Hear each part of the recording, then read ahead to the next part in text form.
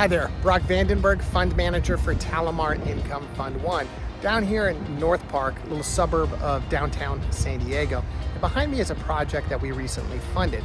It is a single family home with a client that's intending to not only rehab this property, but actually build 3 accessory dwelling units in the backyard.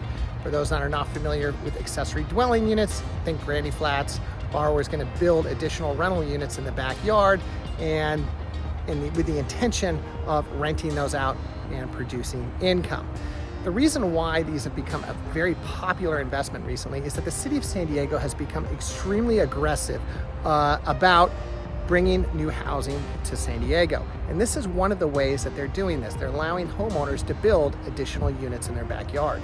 So I wanted to take a moment and kind of explain how we underwrite these kinds of projects. There's kind of 5 main things that I really target. First and foremost, is it really feasible, financially feasible for the investor to buy a house and build ADU units? We want to make sure there's enough profit in the project. Number 2, borrower experience. Has the borrower have enough experience building accessory dwelling units, or have they aligned themselves with a contractor that has experience? Number 3, you want to make sure they're permit ready. The reason you want them permit ready is that even though the city of San Diego will tell you that they can expedite the permit process for accessory dwelling units, we all know there are delays. So you want to make sure the borrower is permit ready when they're ready, when you finance this type of project. Number 4, you want to make sure you understand the timeline.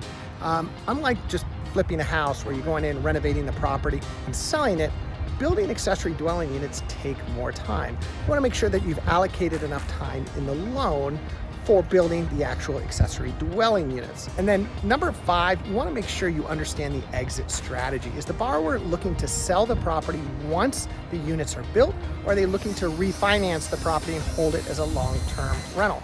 The underwriting can be a little different on either one of those exit strategies.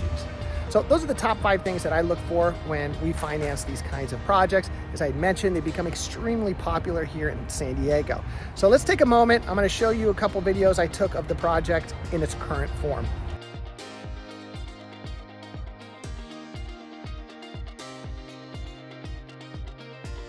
So as you can tell, the borrower has finished dropping in the foundation. Next step here is to start the framing. They've dropped the lumber. They'll start framing here in the next day.